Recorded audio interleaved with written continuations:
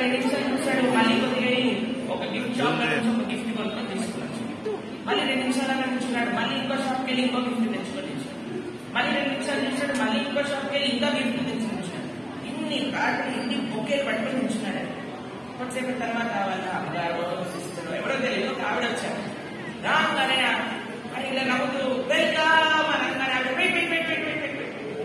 అది first phone తీసి అలానే ఉండే ఫోటోలు తీసి దాని తర్వాత ఎందుకోనంటే ఈ ప్రపంచంలో ఏది మనం ఇచ్చినా ఏది మనం పుచ్చుకున్నా సరే అందరికీ ఇప్పుడు వెంటనే ఫోన్లలో చూపించాలి. మేము ఆలయంలో దర్శనం చేసి చూసుకుంటున్నాం, అందరు జనాలు రాగానే ఫస్ట్ ఫోన్ తీస్తున్నారు, ఫోన్లో వీడియో షూటింగ్ స్టార్ట్ చేస్తారు. మేము అన్నాం ఆయన అరే ఇంత వీడియో చూసావనుకో ఫోన్ వెళ్ళిపోతుంది, గోలోకాలను ఇక్కడే ఉండిపోతావు, నువ్వు కూడా చూడు దర్శనం.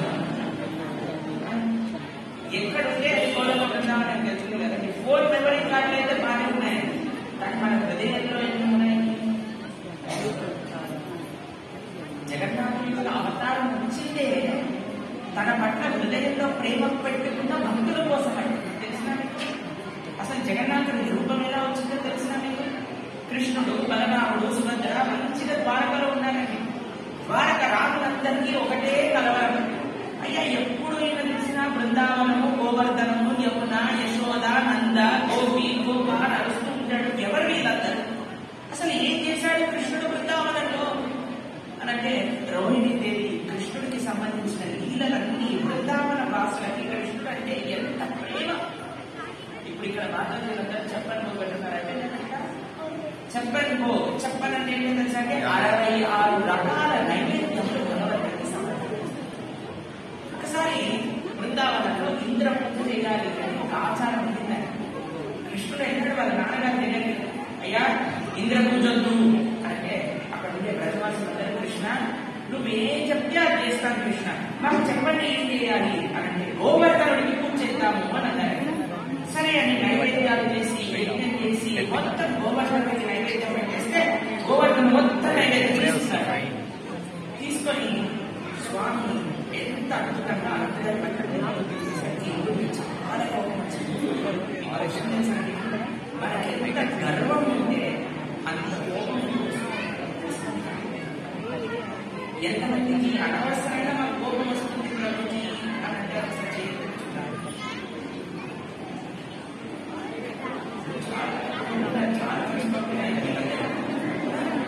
ఒకసారి ప్రశ్న అర్థమైందా లేదో ఒకసారి మళ్ళీ రిపీట్ చేస్తాను. ఎంతమందికి మాకు అప్పుడప్పుడు అనవసరంగా కోపం వస్తుంది అన్నవాళ్ళు ఎంతమంది చేయగలరు? చాలా కొంతమంది ఆనెస్ట్ ఆడియన్స్. ఎంతమంది కనిపిస్తుంది అయ్యో అనవసరంగా అరచేసామండి, అరవకుండా ఉండే ప్రాబ్లం అంతా సాల్వ్ అయిపోయేది, అరచి పెద్దలు చేసుకున్నాము అని అనిపించింది. దీనికి ఎక్కువ మంది కష్టపడుతున్నారు. ఎవరైనా చేయలేదో వాళ్ళు కోపం తెప్పించే రకాలు.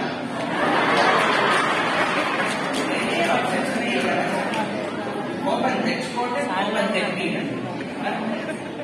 కాబట్టి ఒక ఆవిడ పాపం ఒక సాధు ఇంటికి వెళ్తాడంట. అయ్యా మా ఇంట్లో అంతా బాగా నాకే కొంచెం కోపం అయిపోవాలి, మేనేజ్ చేయాలి.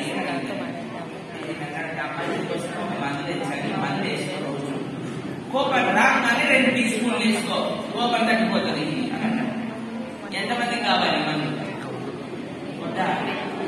ఏం సైన్యండి చీపే డబ్బులు వేరే వాళ్ళు ఆయిల్ అమ్మినట్టు అమ్మవండి.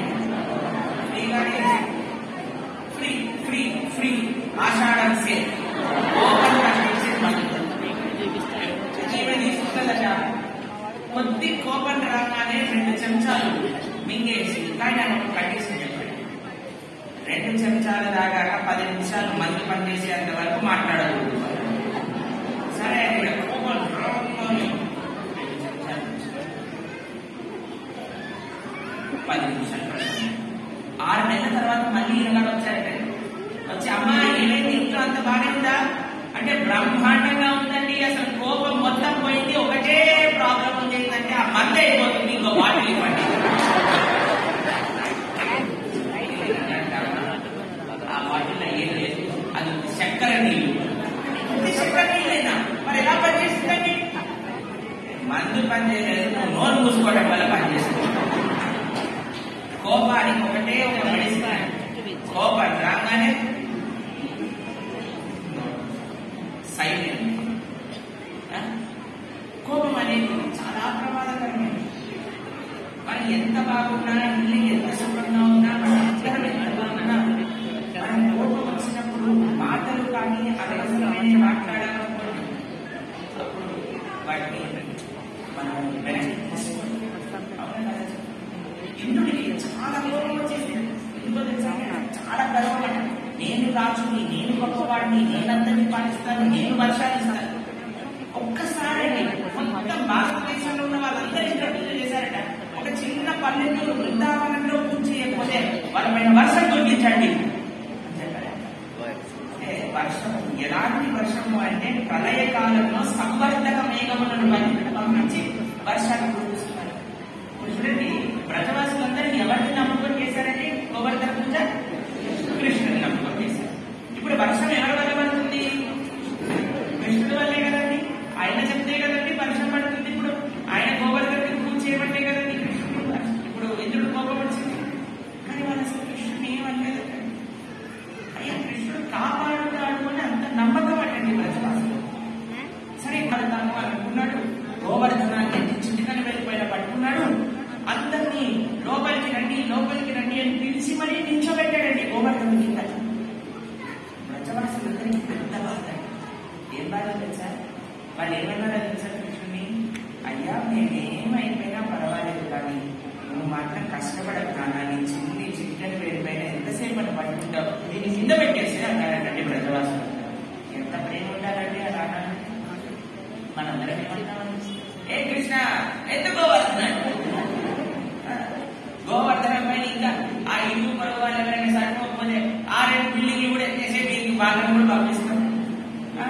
అయ్యో మేము ఒక్కడమే కాపాడిపోతున్నాం, మా ఇల్లు ఏమవుతుంది, మా కారు ఏమవుతుంది, దాన్ని కూడా ఏదైనా చేసి, అయ్యో మా పిల్లలు అమెరికాలో ఉంటారండి వాటిని కూడా రక్షించడం. అంతే కదండి, దేవుడి దగ్గరికి వెళ్ళి అదే కదా భగవంతుడు ఆల్రెడీ మనల్ని రక్షించడానికి ఇంత ప్రయత్నిస్తుంటే ఇంకా చెయ్యి ఇంకా చెయ్యి ఇంకా చెయ్యి.